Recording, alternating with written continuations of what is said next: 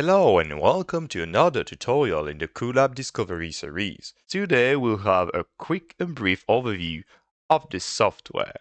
So when you're ready, let's get started. If you install the software accordingly to the previous tutorial, you will arrive on this window. And as you can see, Coollab's main interface is broken up into several windows. Let's focus on the first one, which is the nodes one. And as you can see, it looks like a grid. If you scroll in or out with your mouse, you can effectively zoom in and zoom out. Now, if you keep pressing right click, you can navigate through the window, which is really great when you will have different nodes and wanna navigate to, for example, the starting node to the ending one. Now, with the inspector, you can just edit the parameters of the node you selected. You will have access to the different parameters of the node, change the numbers, change the values. For the cameras, you will find a 2D camera and a 3D camera, and you can select which one is active. You have different parameters, for example, the translation, which is you are moving the center of the camera. You can even rotate it and change the level of zoom. Now, let's focus on the view. The view here basically is the render of your scene. When you will have different nodes in this panel, you will have the results of what you're making inside this window. And finally, we have this timeline, which displays the time in seconds. If I press play, you can see that the time is going by and it's measured in seconds. I can pause and it works also as a slider. So if I keep pressing my left click on my mouse, I can see that I can drag the values and I can just select the right amount of time I want. And if I'm pressing here, this one, I can reset the time to 0. One thing that I wanted to add with the time panel is that you can also play times by pressing your spacebar on your keyboard instead of just clicking, as you can see. And now the time's going by, and I will stop it by pressing space again. One good thing to do when you're working with Coollab is that you can rearrange your workspace at your convenience.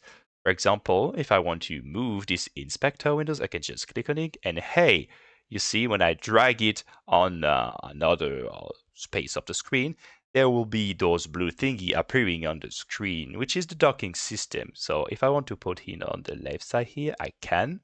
So yep, easy. I will just put this back in place because I much prefer it on these locations personally.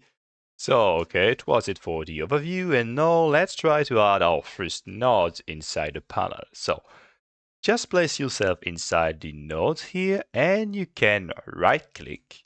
And if you just press right-click, you can see that you will have this drop-down menu containing all the nodes you want. But you can also press A, and it will do the same things. So let's try to add our first one. I will go simple, and I will just add a disk.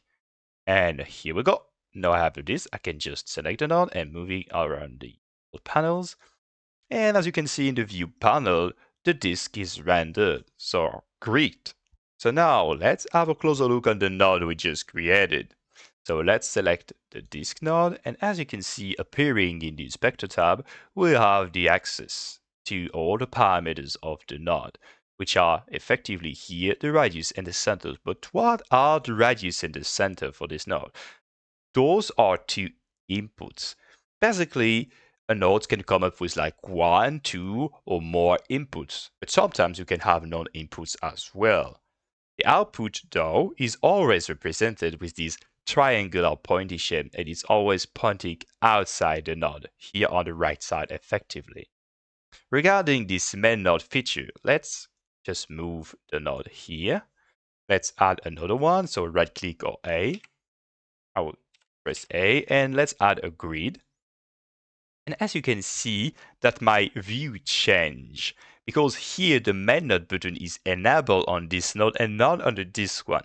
To see the disk back again, it's easy, just enable this button again. And as you can see, the disk is reappearing. So yeah, it's really interesting because when you will have more and more nodes in your panels, you can see the difference there by enabling or disabling this main node feature. So yeah, I guess you do have the idea of this main node feature. Okay, we added nodes inside our graph panels, and the next goal is to add links between them. But how to add links? I'll show you. It's really easy. You just have to position yourself over an output of a node of any kind, and you just have to keep pressing left click and drag your mouse over the windows. And as you can see, we now have this white link appearing. Let's try to connect it with the grid in our case, and just connect this link to an input. And as you can see, it is becoming green, meaning that effectively you can connect this link with this node. And as you can see, the output of this grid node are gray out, meaning that you cannot connect this link to them. And it's also becoming red, meaning that it's forbidden. So yeah, let's try to connect this with the grid. And as you can see, release it, and now we have a grid of disk. And it's really easy to understand. We started with a disk, and now we have this grid, and we created a grid of disk. Easy and awesome. Okay, it's great we have seen how to link two nodes, but you're probably now wondering of how to delete a link between two nodes. So just hover the link you have just created and click on it. As you can see, you will have this blue outline appearing. And now that it is selected, just press delete on your keyboard, and as you can see, the rope will disappear. Okay, so another thing I can show you is instead of just directly connect the link to another node, is just to take, for example, an output, and you will release the link inside a blank area. You will activate these node menus, and let's add another node. For example, let's add a circular inversion here. And as you can see, it will directly connect the two nodes together. And that's pretty much for today's tutorial. We've seen how the interface of Coollab works, and we added our first nodes and linked them together. To get more familiar with the software, try to experiment on your own to reproduce the same step we did in this tutorial. In the meantime, do not hesitate to visit the website. The link will be in the description below because you will have access to the tutorial sections and there will be a written version of it. So if you appreciated the tutorial, do not hesitate to leave a like, and if you're facing any issues, consider leaving a comment under the video. We will be here to answer them. Feel free to subscribe to the channel if you don't want to miss out the next tutorials. That being said, see you next time.